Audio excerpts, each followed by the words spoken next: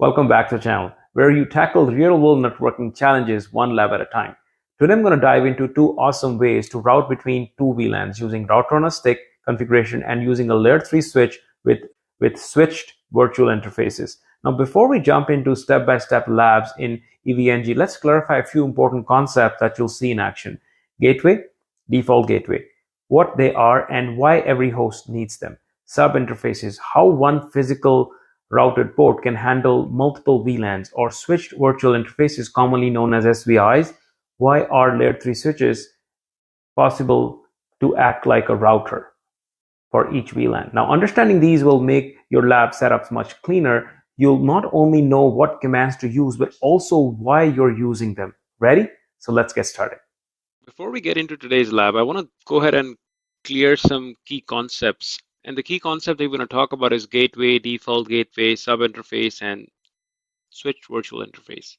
Now, gateway is the IP address on a router or any layer 3 device, could be a switch, to the host who's sending traffic destined for the network that is outside its own subnet. What do I mean by that? Simply imagine that this is a router which has two arms to it. And as you know, that router, each arm pretty much represents a different network. That could be network A, that could be network B. If I want to go from A to B, there are two things I need. One is I need a gateway to go there, which really means is think of this as a little virtual door inside that router that once I enter, and if I come on the other side, I will be on network B. Okay. The only thing that you need to understand is, let's say if I had a PC here, which was trying to get to network B from network A, the default gateway has to be in the same subnet, which means if I had 192.168.1.10 on the PC and this is a /24, I need to make sure that the IPs on the default gateway are between .1 to .254. As long as it's there, then I know I can reach it because it's part of my network. And then what's the concept of default gateway then? If this is the gateway, which really means is I'm going from one network to another, what's the default gateway then? See, you could have multiple routes to different networks. Now, if you think about going into a room and that room has different doors, for example, says, okay, network, let's say network A, and then this one is to go to network B. This one is to go to network, say, C. So if you want to go to network A, you go to this door. If you want to go to network B, you go to this door. If you want to go to network C, you go take this door. But if you don't know, and if you want to go somewhere different than A, B, C, and then just take the default gateway, which is a yellow door, to everything else. Now, why would you want to do that? In some cases, let's say if you have a specific route, and let's say if this router had another arm here somewhere, let's call it C. And let's say you had something, only a certain server that was running off this. So people who are going from this network and going to reach that server, you can obviously use this as a separate route on this router. But default would be, okay, let's say if I'm going to the internet now, that could be the default gateway here, right? So that's why you have this idea of default. Now talk about sub-interfaces and switch virtual interfaces. The last video, we kind of covered a couple of things, if you remember. The things we talked about was we have different interfaces, right? So we have something called as logical interface. Now these interfaces, logical, I would say, so if you have a physical port like this, so think of this as an actual port on one of the routers or one of the switches that you plug something in. Now this port is gigabit, let's say 0-0. What I can do is I can create sub-interfaces 0-0/1.1, gigabit 0-0.2, and so on. And then I can assign an IP to this.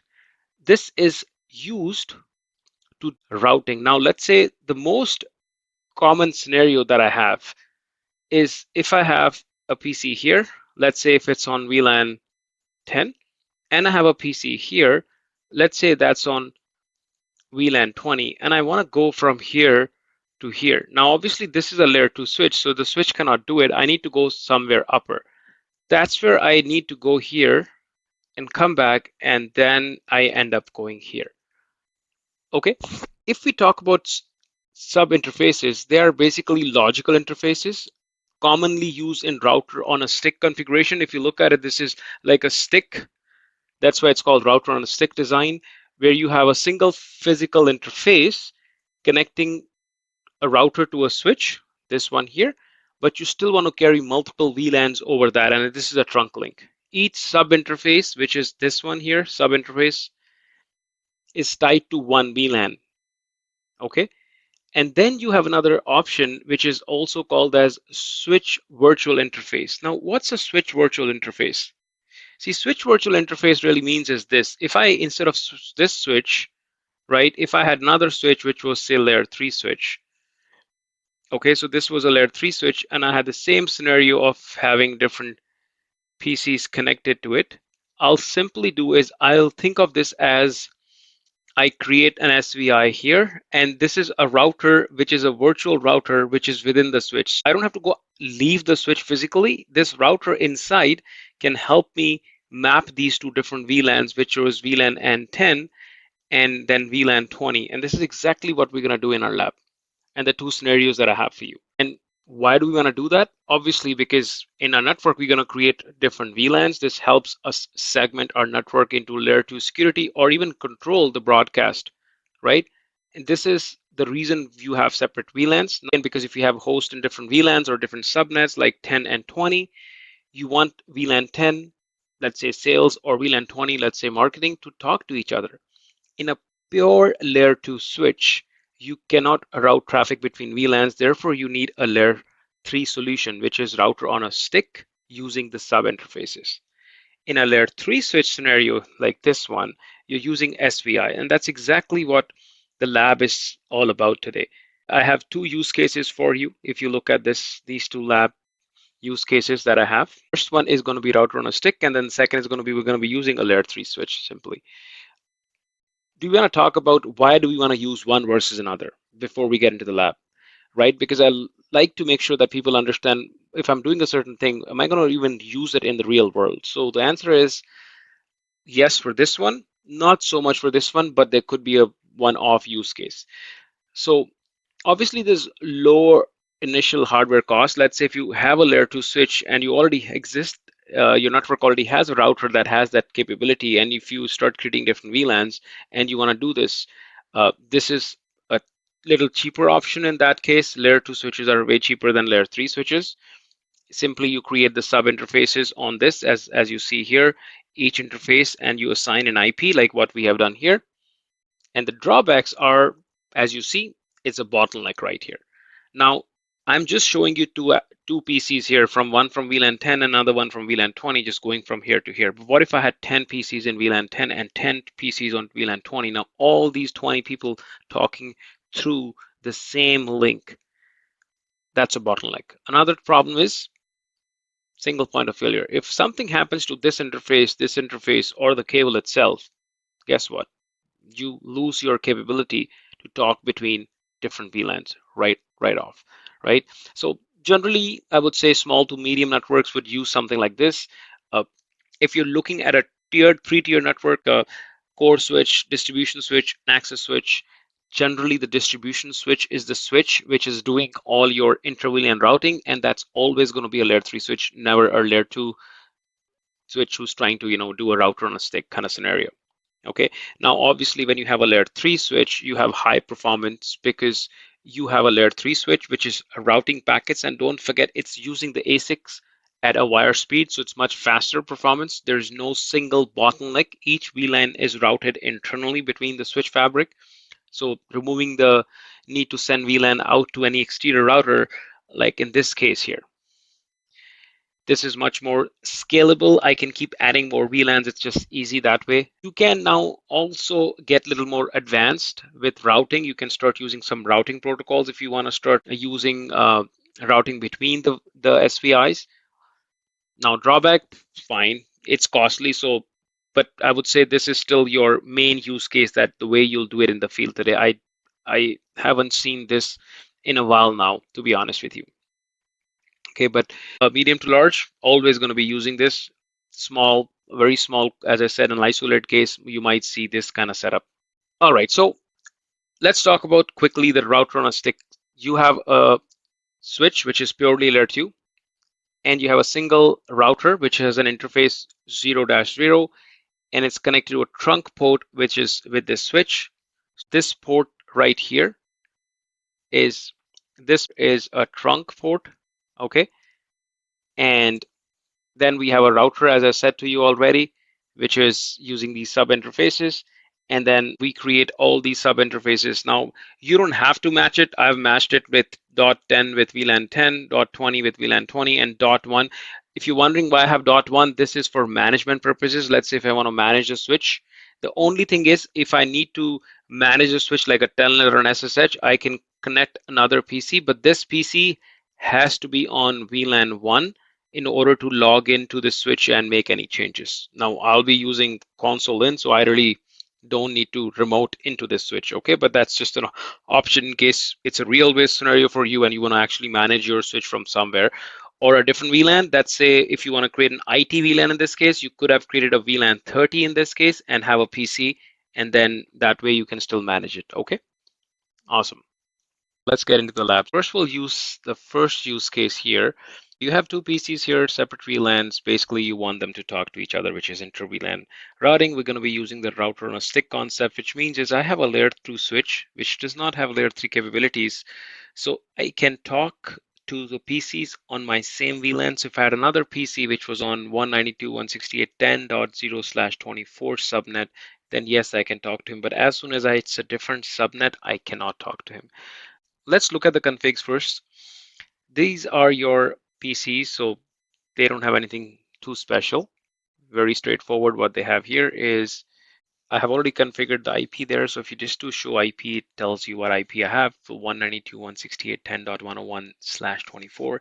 Gateway is 192.168.10.254, which is the router.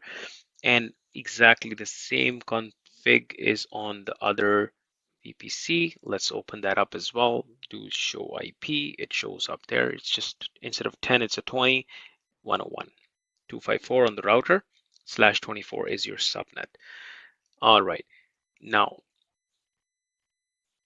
if I bring my switch up now, what is on the switch config? Okay. So what's on the switch config is I'm going to create VLANs. I'm going to create 3 VLANs. VLAN 1 is for management. Why would I need management? Now, for example, here I'm able to double click and it's going to give me console access. But let's say if I wanted to remote in like an SSH into that particular switch to just manage it, then I'm going to be creating an IP address on that. This is creating an SVI, switch virtual interface on VLAN 1, where I can just log in. I can connect using a PC which is on the same VLAN. As long as it's the same VLAN, I can actually access it. Okay. Now, I've taken VLAN 1, which is a default VLAN. If you don't like keeping VLAN 1, you could use VLAN 30 as an IT, and then IT person who's logged into access port on VLAN 30 will be able to log in with the same IP address, and the IP address is going to be 192.168, same subnet, right? 1.253. That's for that. And then all the last IPs of the subnets are living on the router because everything goes up to the router and then comes back and then goes to the destination. That's why it's router on a stick. Okay. Now let's go back to the configuration and take a look. So you create all your VLANs. Basically, you create a trunk port connecting to the router, right? This is your trunk port between gigabit 0-0 and E0-0. And then you have the access port for VLAN 10, which is interface 01. Similarly, 02 is your VLAN 20. And I'm going to give an SVI, which is interface VLAN 1. I'm going to give you an IP address. And then default is the router itself. Okay, so if it's a layer 3 switch, just a word of caution, and if you have IP routing enabled, then it will not take this command. Then it will use the layer 3 switch to do all the routing, which is going to be our second use case. Okay, and that's it. And then you end it, and then you're done. So let's go ahead and copy this config and bring all this up. So once the switch is up, and I just go right click, I have enabled and everything is right here. So hopefully it should take all the commands. I make sure it's not creating any issues. Not really. Now let's see if I can ping it. So I can ping 168.10.101, which is me. Now can I ping the other side, which was 20? No, I cannot. The reason I cannot ping that is because the gateway is actually on the router, which has not been configured yet, right? So that should be the 10.254, not reachable. So next thing we want to do is we want to turn on the router. I'm going to double click on it. In the meantime, we talk about the config. Let's look at the config and what we have on the router. See, router is, I have a physical interface gigabit 00. I'm going to say don't shut off, bring it up. Everything else is behind that, right? So think of this as a router, which is your EDO0, no shut, and then everything is behind E0-0.1, E0-0.10.20, and then I'm going to give it VLANs. Okay, and that's exactly what the config says. Encapsulation.1Q, which really means is that there is a VLAN coming. Okay, and that's going to be the encapsulation, and that's about it. Let's go ahead and copy that config, and let's go back to my secure CRC, see if it comes back. The switch, or the router, in fact.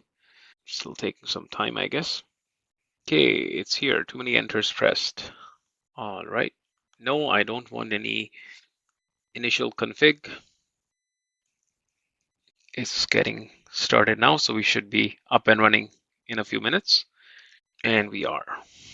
Awesome. So now let's go back to our config. Copy it. Make sure I am enabled here. Right click and then just watch it. Make sure there are no errors. And looks like we're good. Everything seems to come up nicely. Now let's go back here. Start to ping. So obviously I want to ping my gateway first. It is up. And now the other interface on VLAN 20s, which is on the router again. Yes, I can ping it. So if this is going through, I'm pretty confident that I'll be able to ping PC2 as well, which is 101. And yes, I am. So now if I go back to my lab, everything is up and running. I can go from here all the way up here. I'm coming back here. Perfect. Let's look at use case 2 now. So in use case 2, instead of layer 2 switch, we have a layer 3 switch. If I go to my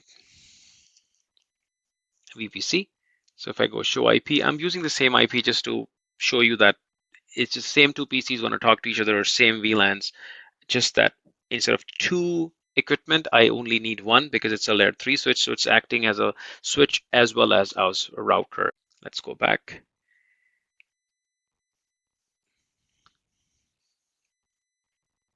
Right? Similarly, exactly, VPC 1 is same as VPC 3, VPC 2 is same as VPC 4, exactly same. Only difference is going to be your layer 3 switch. Let's turn that guy on, and in the meantime, let it come up. And while it comes up, why don't we take a look at the switch config? What do I have here? Okay, you're going to be, host name is going to be layer 3 switch. I'm making sure I enable IP routing on the switch, which means you can do routing, Mr. Switch. So that's the command, IP routing. I'm going to create VLANs. So VLAN 10 name. So I'm just creating these two VLANs. And then I'm going to create an SVI for each VLAN. As I said, this is basically, think of this as a switch that has a virtual router in it. And that particular router has all these IPs for each VLAN. And then obviously I have physical ports connected to it. So I have a switch port. So if you look at it, I'm doing routing functions here, and then here I'm doing switching functions where I'm saying you're a switch port mode access, your VLAN 10, port 1, port 2, your VLAN 20. And that's it, right? Now let's copy that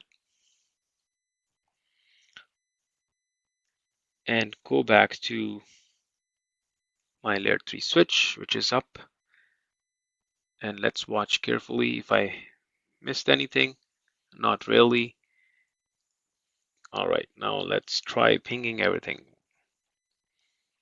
Can I ping myself? Yes, I can. Can I ping the switch, which is the SVI now?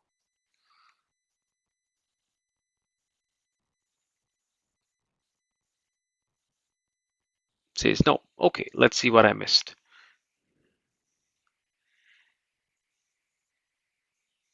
10.254. So yes, I did make sure that's up and running. Maybe it's taking time to come up. So how about we do this? Show IP interface brief. Okay, yes, VLAN is up. VLAN 20 is up. One more try.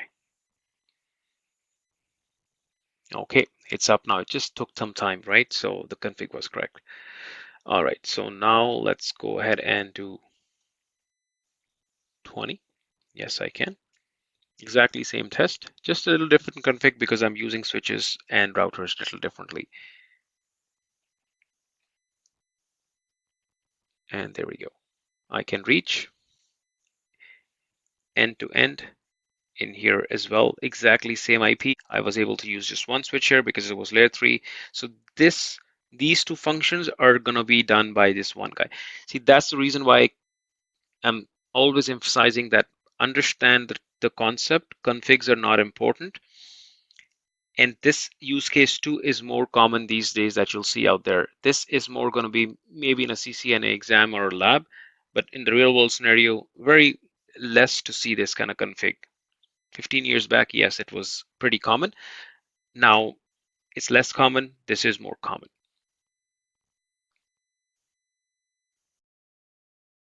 And that's a wrap. Our Inter-VLAN routing demo in EVNG, and you now seen how to configure subinterfaces on router for VLAN traffic, how to create SVI on a layer 3 switch and enable IP routing. Why do you need a proper gateway and a default gateway for each VLAN? Now, if you found this tutorial helpful, hit that like button and subscribe, and do let me know if there's anything else I can help. And thank you for watching, and until next time, keep learning and keep exploring. Bye for now.